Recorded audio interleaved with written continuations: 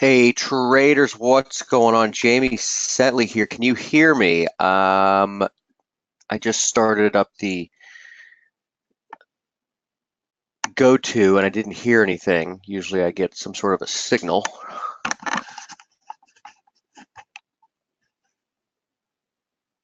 So this is a test.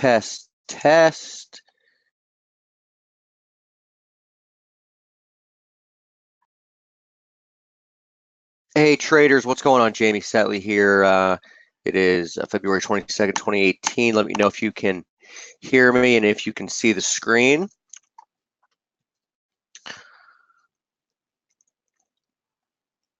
Carlos, Pete, okay, great.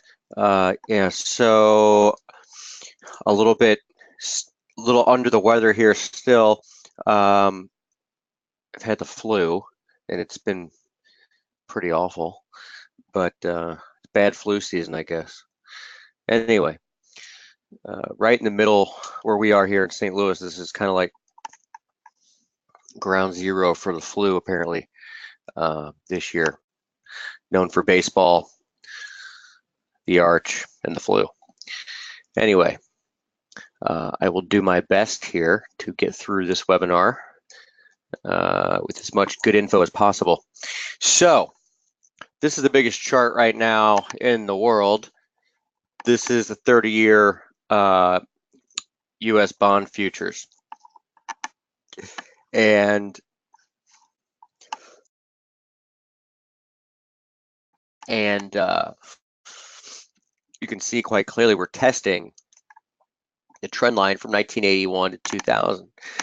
Now, if you zoom in, yes, there have been a lot of instances where you've had the market fall below this trend line only to come right back. Okay, so that's why we have parallels down here. So that would be 22 degrees. Yeah. All right. So those are the levels, all the levels to watch. Okay. Now you've also got the horizontal level here, 142. Now yesterday, after yesterday's FOMC minutes, you had the big slam lower in these in this future. And if we go to daily, right, you can see we've rebounded right off of it. Sentiment's pretty extreme. We can go far down into, say, a 60-minute chart even, and you can see that it's actually got a triangle here, and that move yesterday on the minutes may have just been a terminal thrust from the triangle. We could go higher in the bonds here. So I am looking for a counter trend rally in the bonds. It could be pretty big, considering the how deep this drop is, I guess, or how one-sided sentiment's gotten. The COT report, for example, last week we saw really for the first time since since this big drop started in the bonds, we've got indication of some capitulation. So you see the blue dots here. It's 30-year bonds. Simply means that the 4-week rate of change in positions, right, with speculators selling, commercials buying. So that degree of movement of speculative selling over a 4-week period really hasn't happened too much. It's only happened 3 or 4 times where the blue dots are. Okay, last time being actually in 2008. That would have been a low. Of course, back in 2006, you would have, it would have taken a couple months to get into that low, but eventually it was a really big low. So I'm not looking for like a big low. I'm looking for just a bounce, a bounce, but it could be a big bounce, right? Maybe we could get it back to 149 or something in the bonds. So that's just what I want to start with that chart. Obviously, it's a big chart. The whole, current market theme is one of rising rates, right? And I think that's obviously here for a long time, but it's not going to go in a straight line. So we might start to see a bit of a hiccup in that theme. And you need to have hiccups along the way. I mean, a bounce back to 149 would be pretty normal in the grand scheme of things. And then you can try to continue lower, come back and test this long-term line or even lower. So I'll start there. Just don't be surprised if we start to see maybe a change up in the theme of this rising rates thing in the near term.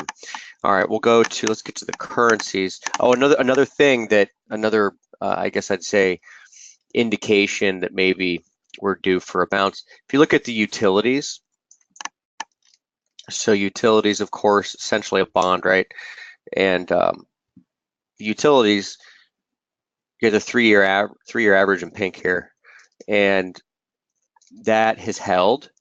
You had 2 weeks ago, actually, you had a big drop, and you've got kind of working on a double inside week here. So for me, I'm looking for something of a base here for the Utes, right? So you get a rally in the Utes. Probably going to see again a rally in bonds generally, and this is a 5-wave down move. It's a daily now in the bonds or in the utilities, excuse me. What you'd be looking for probably moving forward at some point is going to be, I would say, some 200-day average resistance at some point, but that's obviously looking further out. All right. Okay. So moving on to FX. All right, here we are. I'm still of the mind that we could get one more, I guess, call it a quick flush lower in the dollar at some point, either next week or the week after. And then we would want to be just all out dollar bullish, right? So I'm not really there yet. It's been a bit frustrating just because, we have the levels, like, back in January, we were coming in and we were waiting for that, 87.90 region. Never got it. We did turn right where we thought we'd turn, right? We turned it. We actually had 90.65, high was 90.57, pretty damn close. And we rolled over. And then I guess it was last Thursday night, actually. So Friday's trading day where we were trading, I'm sitting here where I am now, and I'm like, all right, we're going to go 87.90. We're going to get it. I'm going to sell the crap out of euro. It's going to be 126. I can't wait. This is going to be awesome.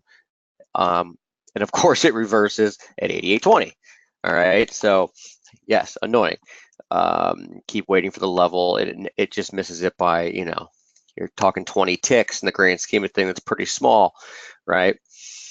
So I'm still thinking the 87.90-ish, maybe a little lower, 87.60 is going to be where we turn. And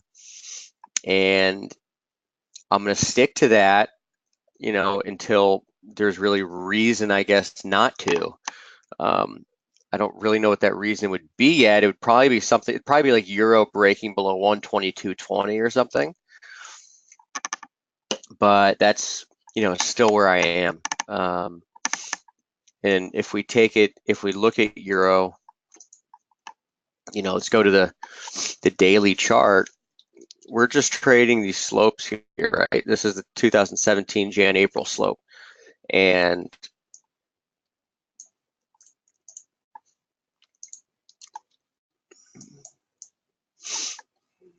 let's see, scroll out here. Again, apologies for my voice and everything here. Still not doing too great. But from wave 4 low, November 1-2, right? Clear 3, 4, 5. It certainly can be counted. It certainly can be counted as done, but I cannot in good conscience say that it's over just yet. Okay, because again, you've got the triangle possibility, which fourth waves oftentimes are indeed, triangles. They're usually trickier than what we've seen, and that has me believing that we could, again, eke out another high. But what I've been saying for the last 3 or so posts that I've been writing, though, is that it really doesn't matter what, from a near-term trading standpoint, it really doesn't matter, right? Like what this, if we're done or not, because we're looking to trade some, certain levels anyway. We're looking to trade. Oh, let me see what just happened. Crude oil just went nuts.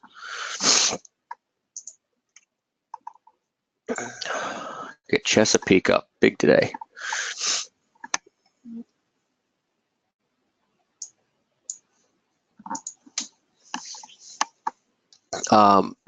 Yeah, so we're looking to trade, 22, I said 22, 20, 22, 45 or so for support. We got 22.58 last night or this morning.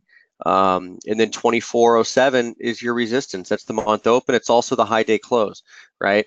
Like, in order for me to say that we have a triangle, or be confident in triangle, you obviously need to see 24.07 taken out, and you'd probably end up going, let's just, for argument's sake, say that today's the low, you'd probably end up going to 24.75, right? Because that would be alternate leg 618. So if we have a triangle going on, which again, I don't know if we do, I'm just saying that it's something that I can envision happening, or that I'm, not at all dismissing. I can see it happening. Then we'd go up probably to 24.75, get another pullback. Probably this whole thing probably takes, into next week, late next week.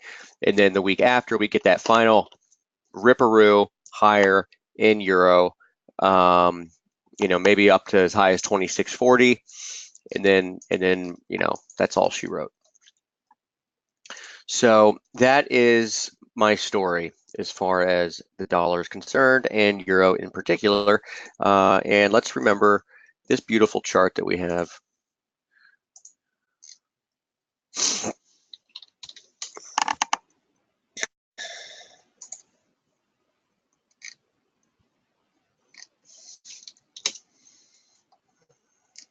Right. We got the slope we followed forever. This is log scale. And parallel from back here, right, June 2011, you can see the levels that we're crossing throughout 2013, 2014. And we would get up there again, it's up near 126. But you also have, importantly, this entire thing from 2016, right? So from here to here would divide into Fibonacci proportion at 2637.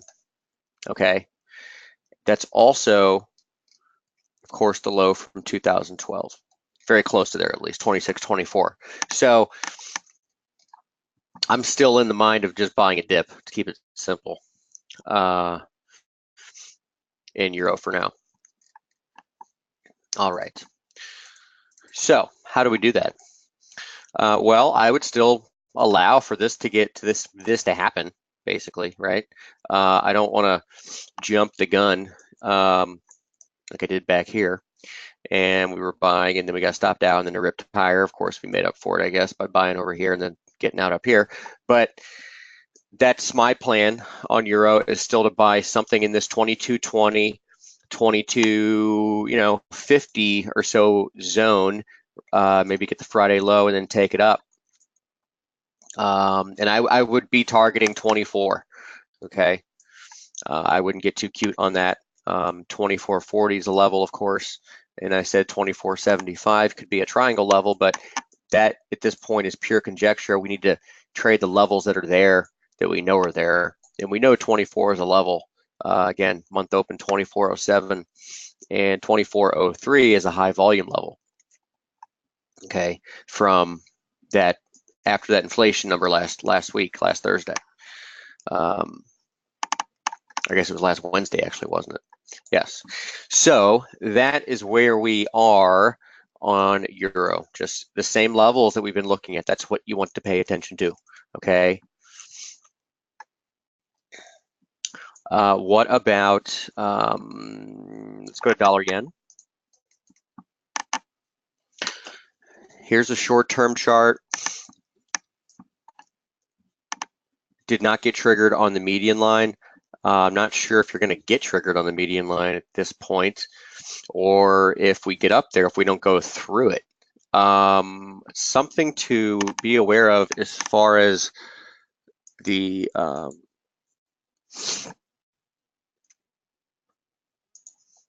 seasonals are concerned is we've actually entered into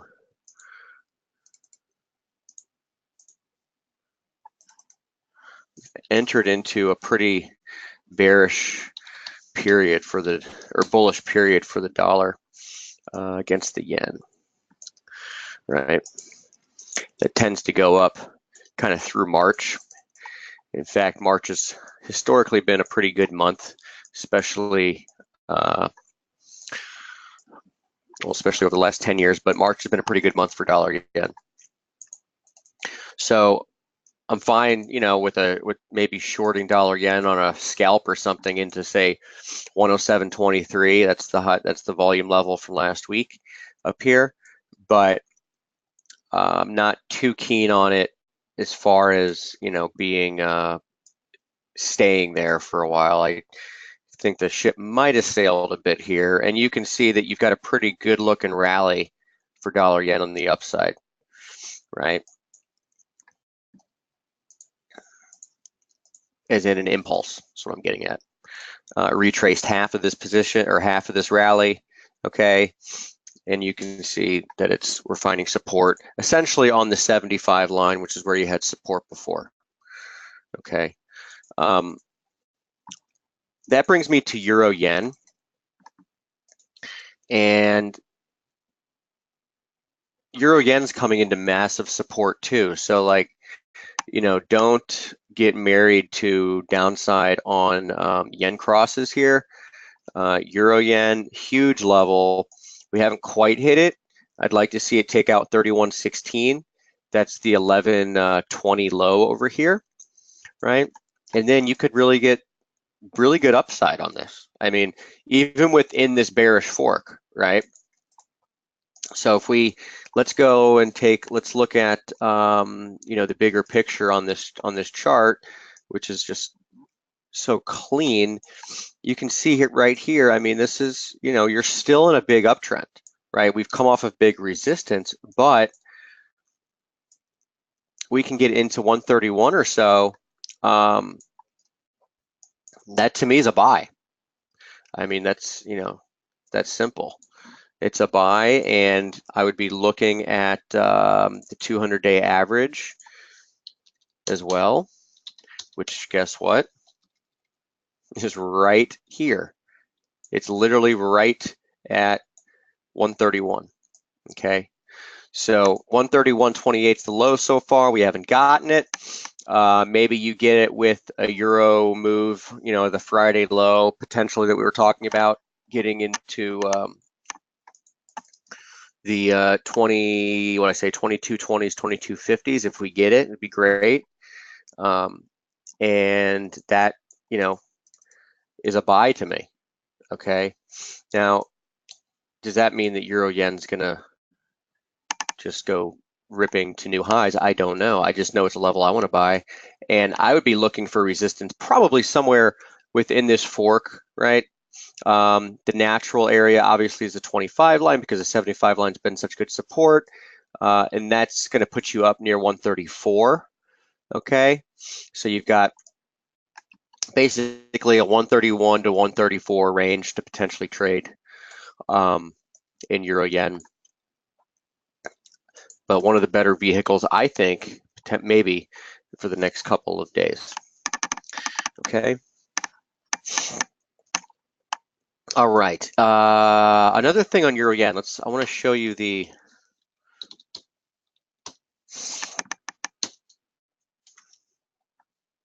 show you the momentum stuff here. Okay. So just remember our simple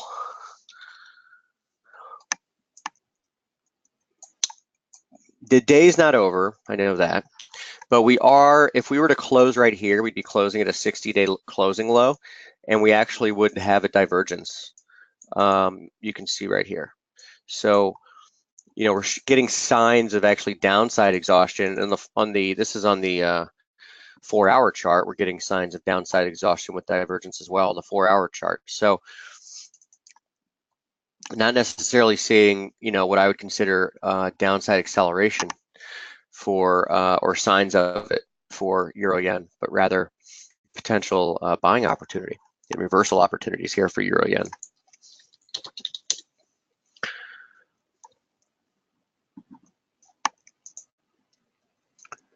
Also, when we look at euro dollar, you see the blue dots. These are simple trend identification signals that I use to buy dips and sell rallies, right?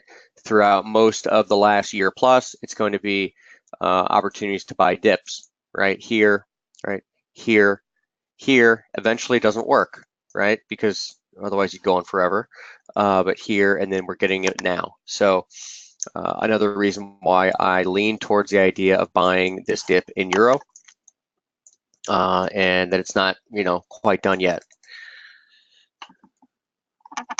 All right, let's go to the British pound. If there is a place where we want to maybe exercise a dollar bullish,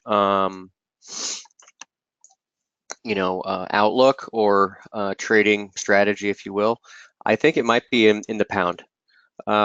You are in the next couple of weeks for the British pound are very bearish from a seasonal perspective, as you can see, right?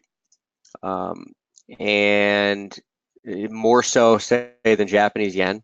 And the levels here are working out pretty well too, right? So when we go to cable,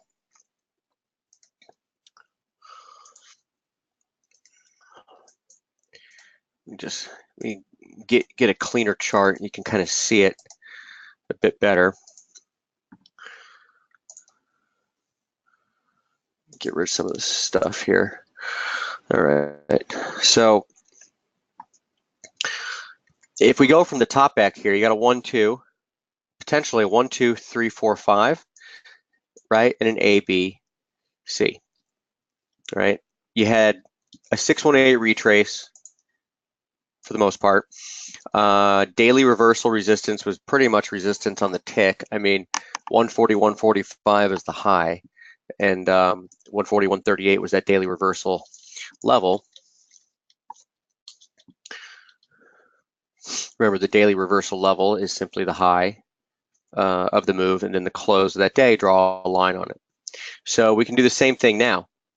You've got 2 daily reversal levels that you can track at this point. One is the 216 close, which is 40.33. Well, guess what? That's also the 618. Look at that. Perfect.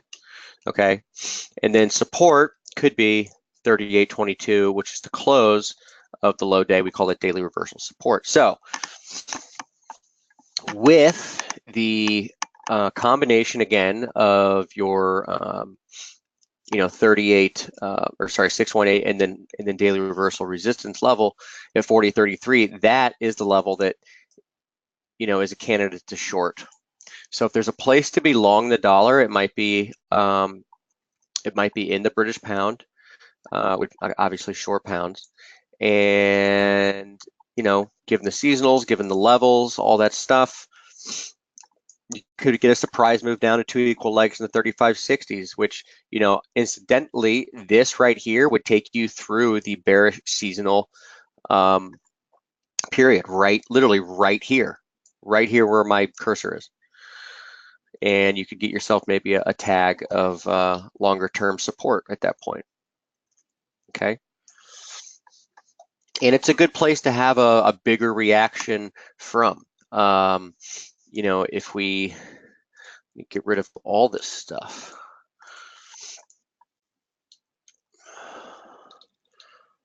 right? The long-term slope, we're going back to 2007 and 2014. And this is the Brexit slope, right? Right here. We crossed off that. That was resistance. So it's like, it's not like we're coming off of a random place. Okay. You know, I don't know what would make cable disappoint to the downside other than just a generally strong dollar. I guess there's always the chance of some stupid Brexit, you know, rumor or news thing or whatever. But bottom line is 140.33.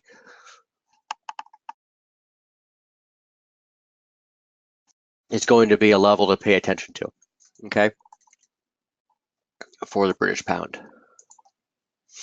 All right. Let's move on. Aussie, the near-term pattern hasn't been too clean. Well, I guess I shouldn't say it hasn't been clean. It just hasn't really played out. I had a 5 up here, 1, 2, 3, 4, 5, right? 1, 2, 3, 4, 5, pretty ugly, but whatever. And was looking for that support. We were looking for like a 618 at you know, over here, and then looked like we might have had it. And then yesterday, this was, I guess, FOMC minutes, and it just destroyed everything. But now we're back basically at the level anyway. So with the Australian dollar, I want to be long. I think the trend's higher, right? There's a couple of reasons for that. I think I put it in a note the other day, you know, that just keep it simple. We've got, you know, 200-day average under price. We have pulled back from a really overbought level, and daily RSI held, you know, near 40 at the low. Well, it just did it again today. So again, this is all very constructive type of action, right? Or what you'd expect to see, you know, in an emerging, you know, bull, right? Coming from these overbought levels like this, and then pulling back, and then RSI holding 40 on the daily chart. That's what you see in a bull market, not a bear market. So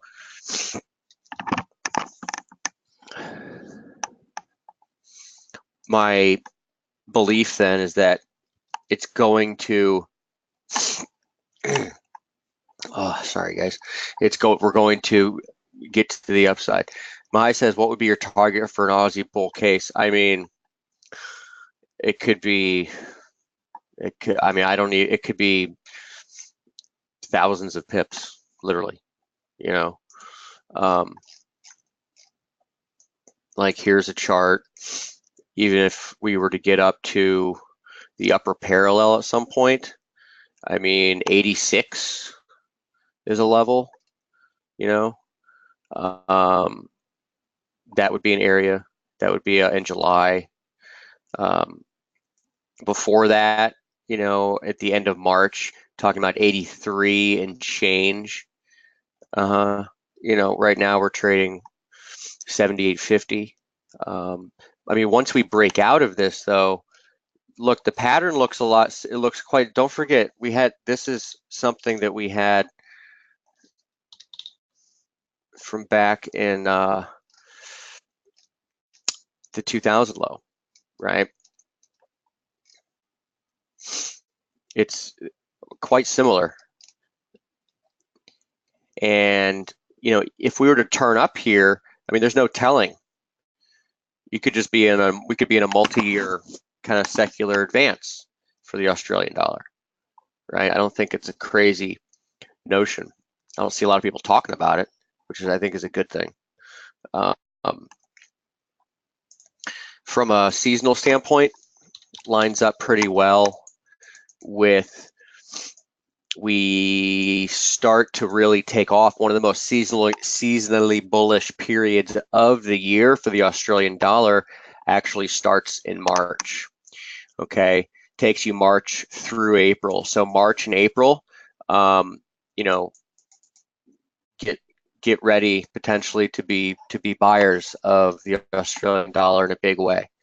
Uh, you know, with all the consolidation, and I just mentioned the 200-day average, the year open, the analog, all that stuff coming together. And then once we enter the seasonally bullish part, it might just be time to step on the gas when it comes to the Australian dollar. Okay.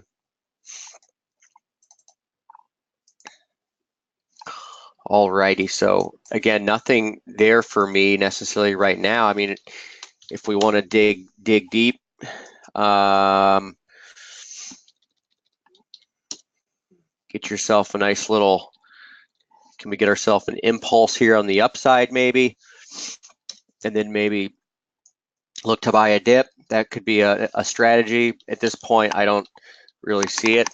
78.10 could be support. Stop below there. 77.90 would be just kind of a cheap entry. I'll investigate that and look at it tonight. I want to look at some of the sentiment stuff on Aussie too and see what people are thinking. But yeah, that's generally bullish, the Australian dollar, just not long at this point.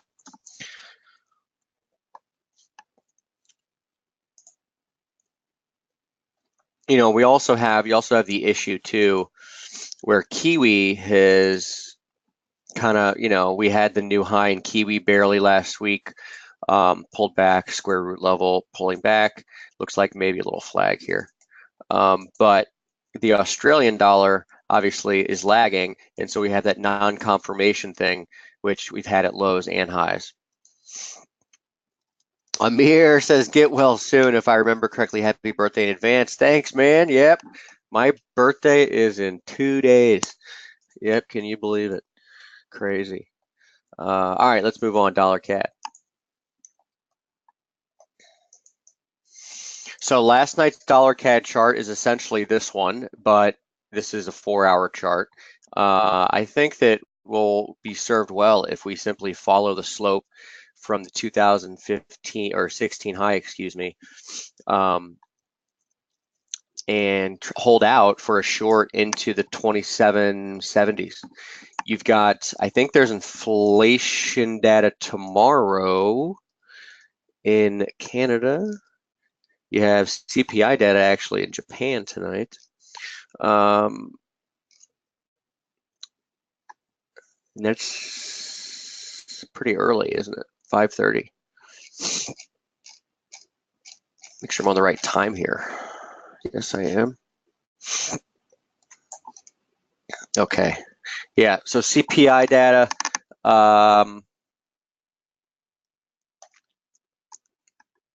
For Canada tomorrow. So you should see, Canada dollar CAD should be a mover. And, I come into that looking to fade any strength, I would think, into 27, 27.75, 27.80. 27.80 also, as I mentioned here, you've got the 815 high. So the August, 2017 high is up there. And, if you just look across the chart, I mean, you can kind of learn a lot about the levels. It's a good level. I mean, you can see here, good reactions, good reactions, good reactions, right? Even in late December, you kind of had some action around that area as well. So square root levels 27.98. The parallel, again, which is so important, is 27.75. I know that we're trading 200-day average right now, so I'm sure a lot of people are looking forward to roll over here. I would just, I kind of, defer to the slope levels, and you get the 786 fib up there too. So, if we start to break down here, fine, and we'll look for an opportunity or a way to get short dollar CAD. I do think the dollar CAD rate is in a downtrend, and I want to be short. And I think the 2780 is going to be the best spot to do it, moving forward, right? Obviously thought that This was a good spot to do it, but we got stopped out. Thank goodness. Otherwise, you'd be way underwater.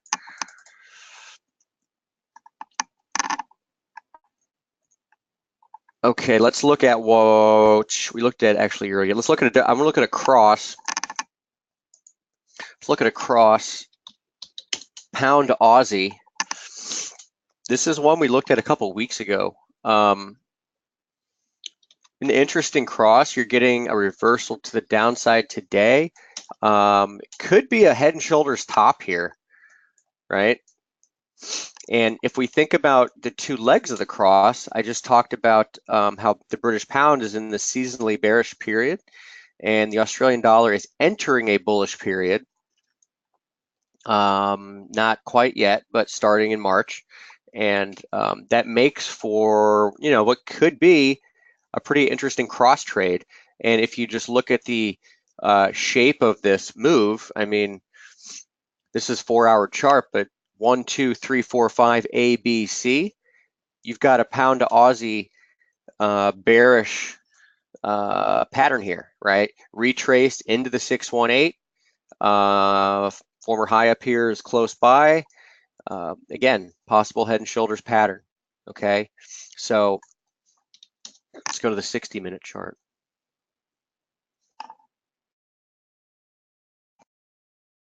Look at that 1, 2, 3, 4, 5 choppy, A wave, B wave, C wave, or WXY, whatever you want to call it.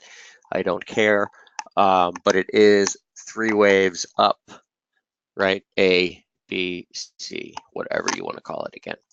So I would look for a short here. Maybe this is a way to take advantage of both,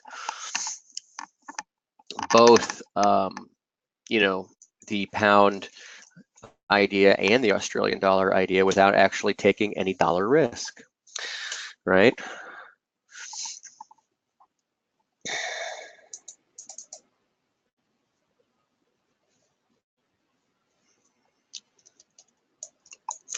I do like this idea a lot. We might have an entry on this one for tonight. All right, let's look at a few, say, metals and some indices and such. And then, yes, we will absolutely, we'll go over the DAX and the Nikkei.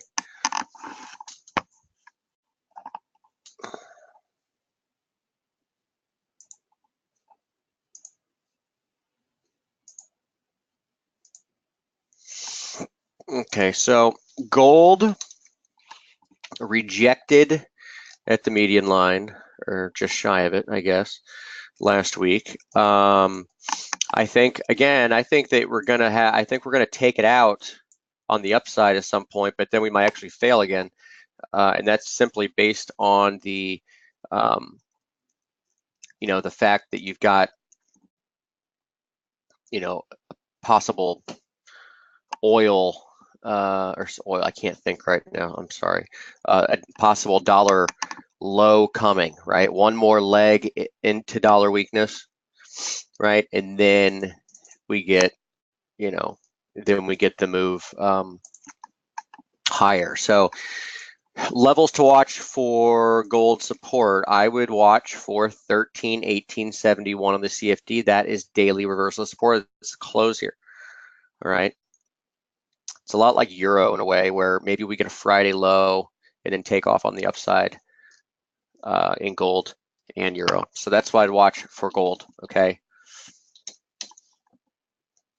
Silver, still kind of the weak sister for the metals. Not,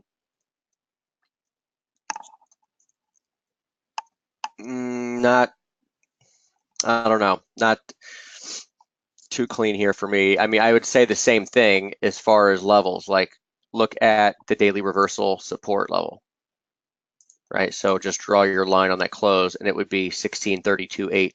Again, this is the CFD. So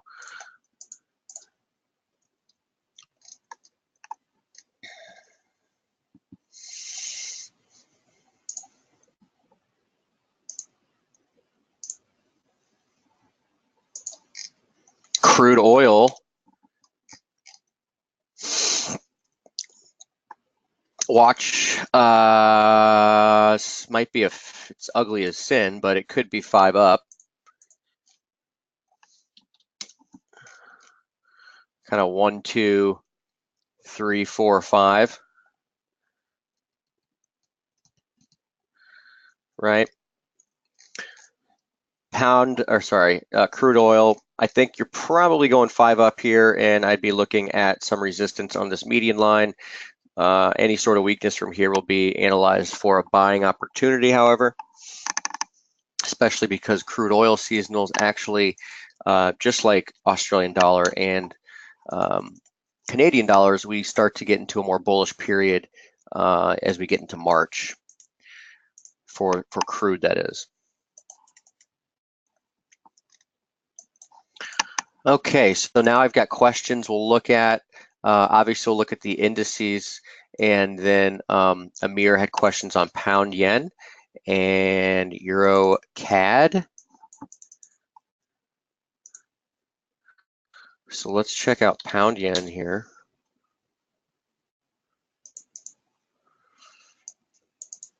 Pound yen, just I haven't had a clean,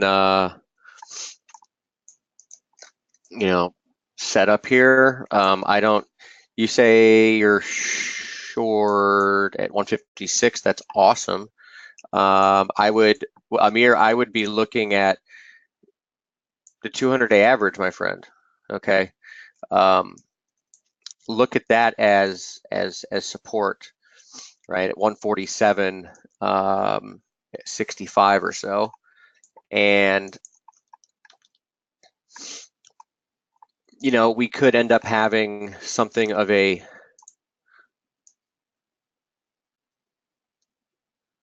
actually have a trend line right here. With expecting a bounce or a good rally, I should say, in euro yen from the figure, right here, 131. Probably expect that you see some sort of a rally in pound yen crosses in general, as I talked about. Don't forget that here's dollar yen, right? Remember, we were thinking 105.19. We've hit a really big spot, right? I mean, this is the channel. Dollar yen's hit a big spot. Okay. 105.19 was not hit, but 105.55 was hit, and that was our range for big support, and it is big support. So you don't want to get caught, especially if you're short on 156 on pound yen. Don't get caught giving it all back because you thought it was going to crash, whereas you've got maybe the better options being short pound somewhere else, maybe not necessarily against yen, because yen again has already hit some really big levels, and I'm seeing a lot of Johnny come latelys on Twitter and on certain websites starting to get bearish dollar yen. Well, where have you been, right? You could even get a rally back to 109. This thing's still a sell, right? So don't give it all back.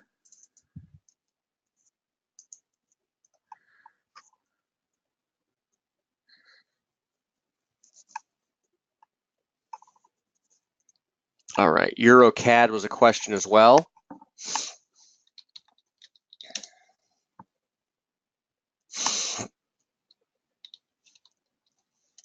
Asking if there are short opportunities. I mean, this is not something that I want to be shorting at this point. It could be a great short, but there's no setup here for me. Again, I would watch dollar CAD, right? So dollar CAD, we talked about 27.75, 27.80. Euro CAD, it's extended to be sure, but there's no saying that it can't get more extended. Your last level or hope or whatever, if you want to call it that, is going to be this level right here. That is the daily reversal resistance, and it is at 157.95. Okay, so that is a level where you could get some resistance in in EuroCAD. Let's see where the equal legs are. Equal legs are higher, 59.15. That's all the way up there. So maybe this should be on the radar for these levels. But again, I'm not quite giving up on euro at this point. Remember, we're still looking at buying a dip there and more or less looking at selling, or I should say looking for a top of some sort in dollar CAD at 27.80. So I don't think EuroCAD's your best vehicle just yet. Not to say down the road that it won't be, just not there right now, okay?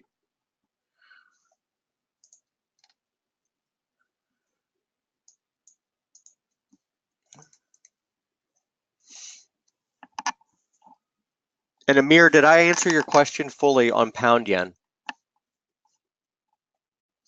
Did that help?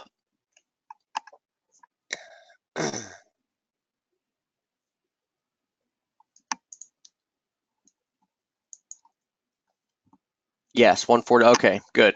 All righty.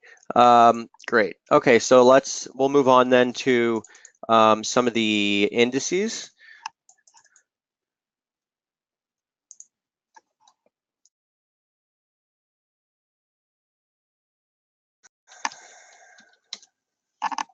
Okay, so here is SPX 500.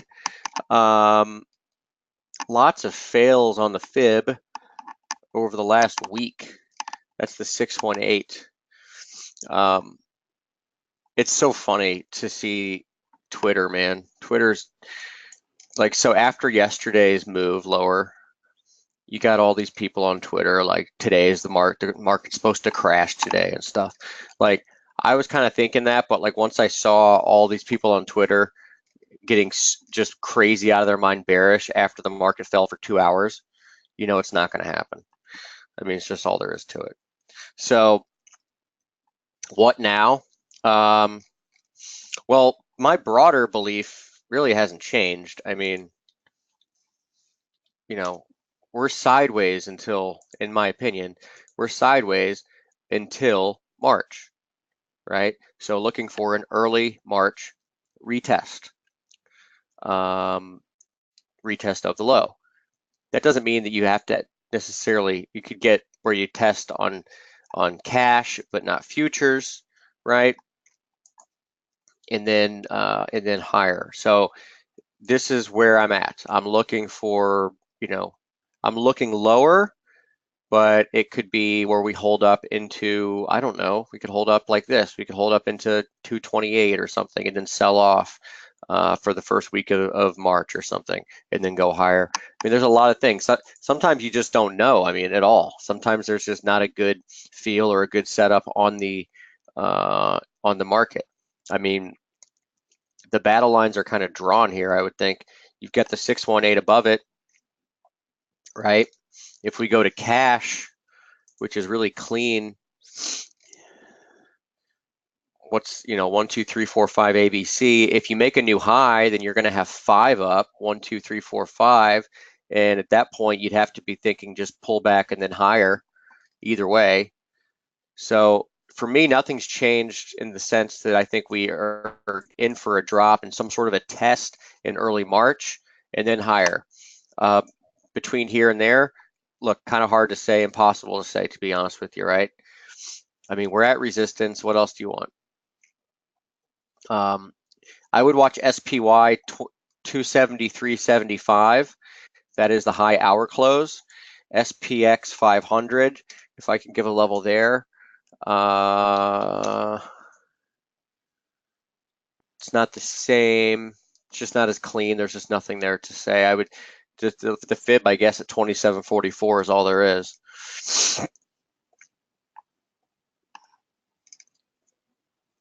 The trade here is kind of past, right? I mean, it was easy money on the drop and the recovery, and then people get chopped up when they try to keep trading a market that has already given them,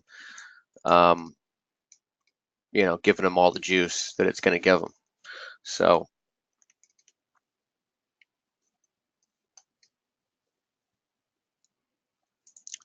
some of the other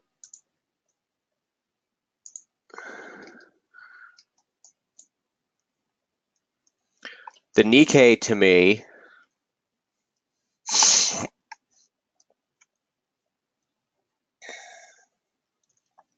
Mahai saying latest drop seems to be in 3 waves. Does it mean we eke out a high over 2750? Sure, you could, right?